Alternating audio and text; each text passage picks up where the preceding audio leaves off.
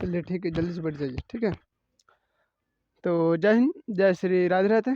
तो जैसा कि मालूम हम लोग का जियोग्राफी का आज हम लोग की 12वीं क्लास है और आज हम लोग पढ़ने वाले हैं वीएफसी यानी भूकंप के बारे में हम लोग पढ़ने वाले हैं। ठीक है, तो इससे पहले आपको ज्वालामुखी और वोल्केनो के बारे में पढ़ा दिया गया है। ठीक है, क्या है? ठीक है, तो इससे पहले आपको हम वोल्केनो के बारे में पढ़ा दिए हैं। ठीक है, और आज हम लोग का भूकंप के बारे में हम लोग पढ़ेंगे। ठीक है, तो हम लोग चलिए बिना देरी क्लास को हम लोग स्टार्ट करते हैं। ठीक है, बिना देरी के हम लोग क्लास को स्टार्ट कर देते हैं। सारे लोग जल्दी से क्लास में जुड़ जाइए। ठीक है, हाँ, सारे लोग क्लास में जल्दी से जुड़ जाइए। तो चलिए सबसे पहले आप जानिए कि भूकंप किसे कहते हैं ना।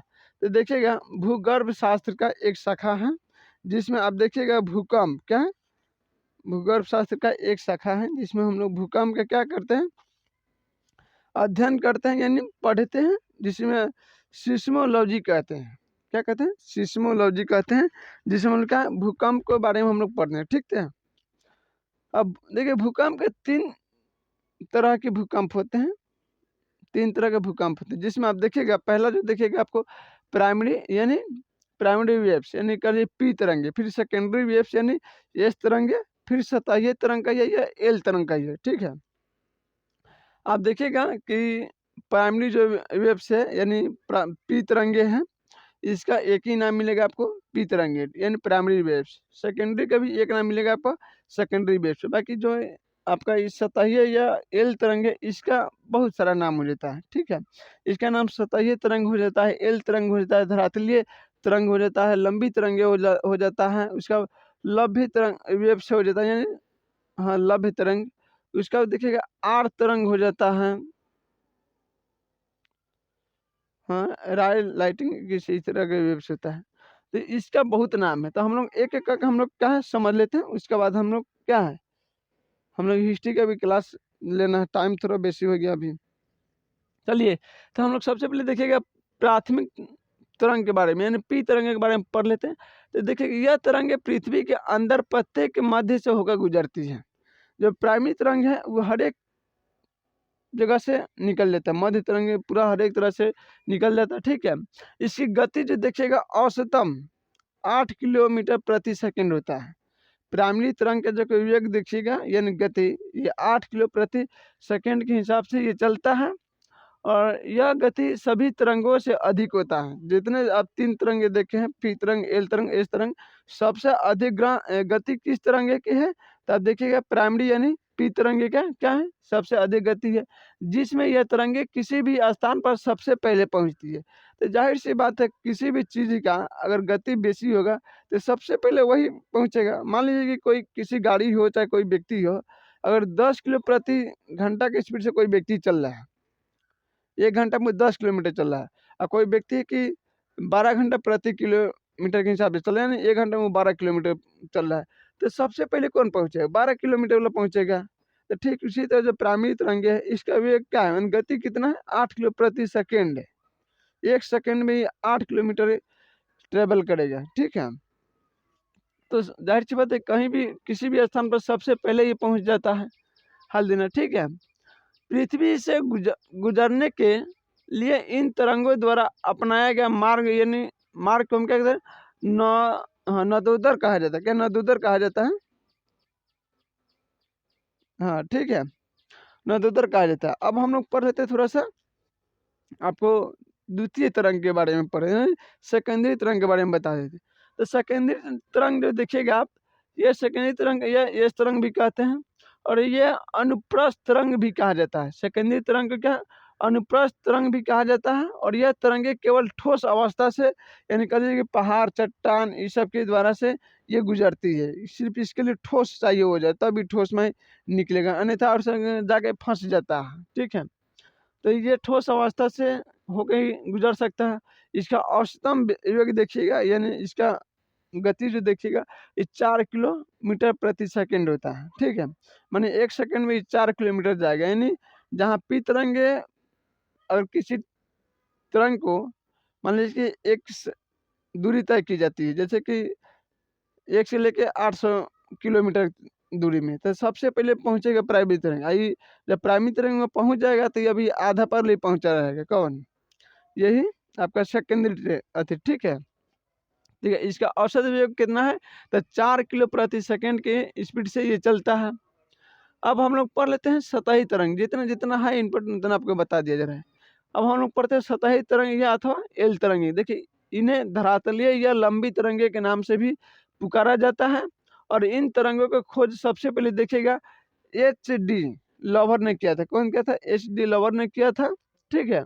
और इनके कई बार देखिएगा जो खोज किया था, इसलिए इनके लवर वेव्स यानी लवर तरंग के नाम से भी जाना जाता है, ठीक है। और इनका अन्य नाम देखिएगा एल तरंगी का, तो जो आपको आर वेव्स यानी राय राय लेफ्ट राइट, हाँ इसी तरह का होगा, जो कि वेव्स कहा जाता है। और ये तरंगे धरातल तक ही सीमित रहती है, ये जमीन के अंदर नहीं चलता। आप जो एस तरंगे और पी तरंगे देखिएगा वो जमीन के नीचे चलता है, ठीक है। बट जो आपका एल तरंग है ये आपको जमीन के सतह पर चलेगा, जमीने चलता है, नीचा नहीं जाता है, ठीक है। तो जमीन के नीचे ही चलेगा।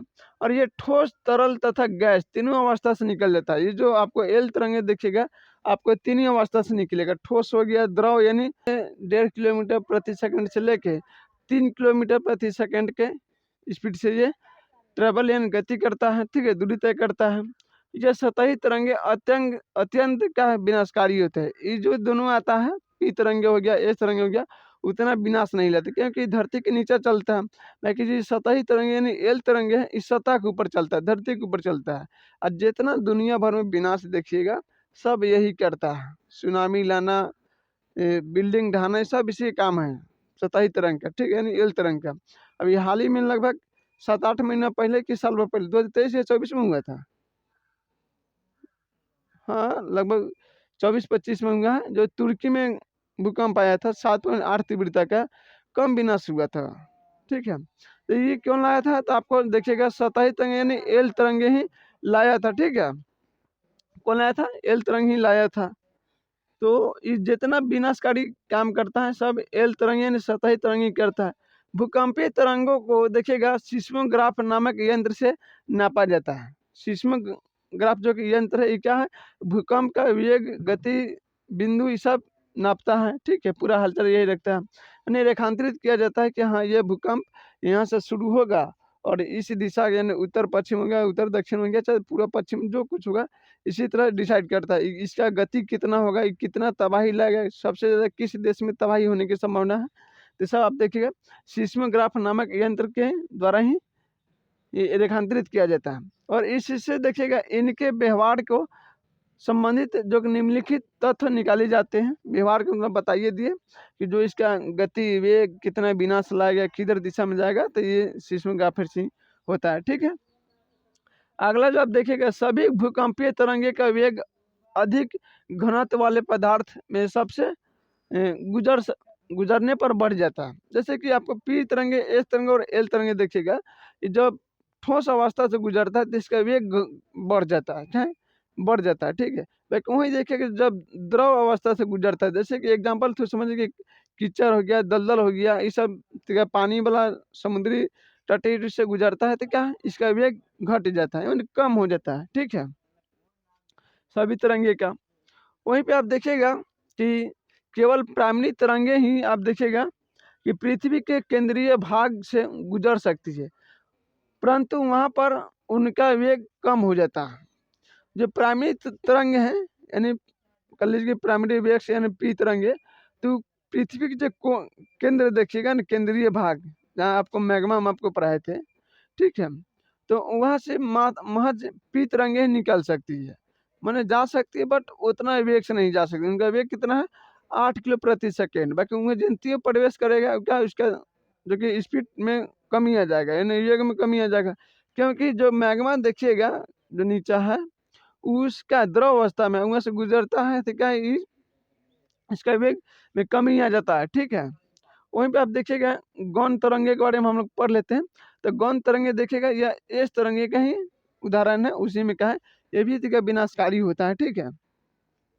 बाकी ये देखिए जब ये भी द्रव अवस्था में जाता है तो वही में भुलाइए जाता है, निकालवे नहीं करता है, द्रव अवस्था से नहीं गुजर सकती है गौण तरंगे, ठीक है।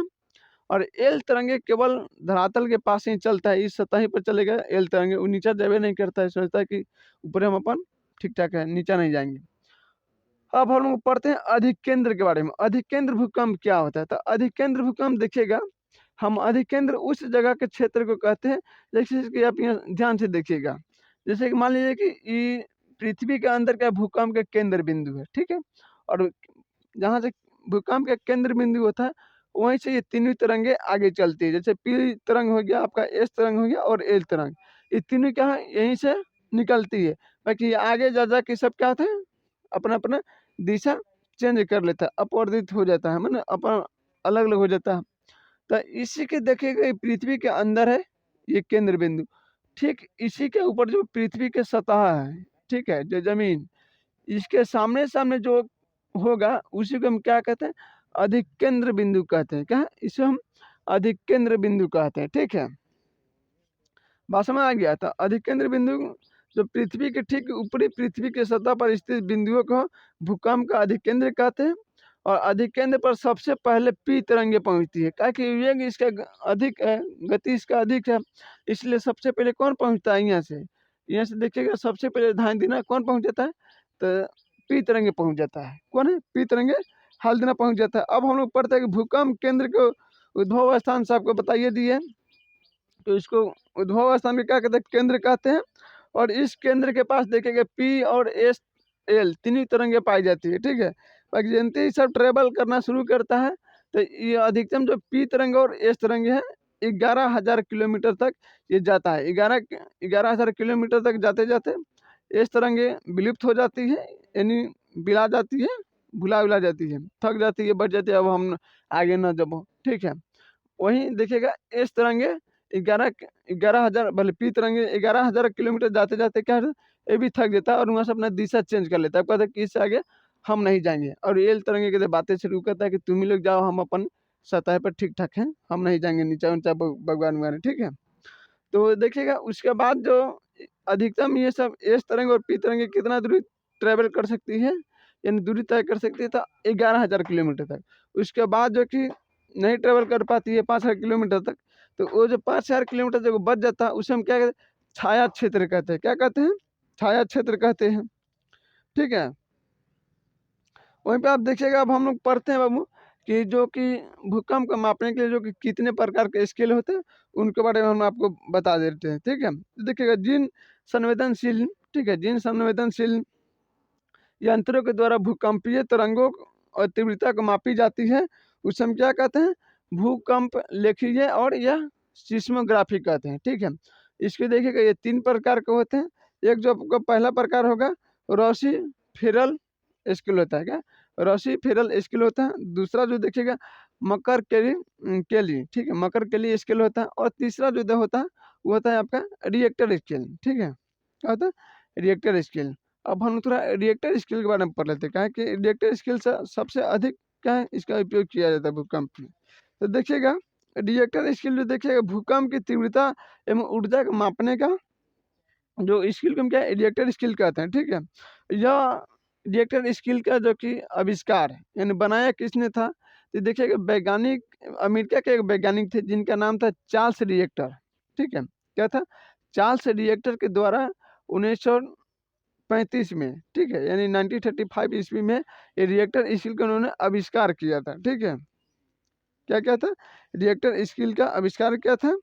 और देखिएगा, यह एक लघु गणकीय तरंगे पैमाने को मापने वाला यह यंत्र है। और ये जो ये पाठ्यक्रम इसका देखिएगा, 1 से लेकर 9 तक क्या है, 1 से लेकर 9 तक का ये मापता है। जैसे कि वो से अधिक तो भूकंप आ ही नहीं सकता। 9 के जगह आ जाएगा, समझिएगा पृथ्वी चूर चूर हो जाएगा। 9-10 के जगह आ जाएगा, पृथ्वी चूर चूर हो जाएगा।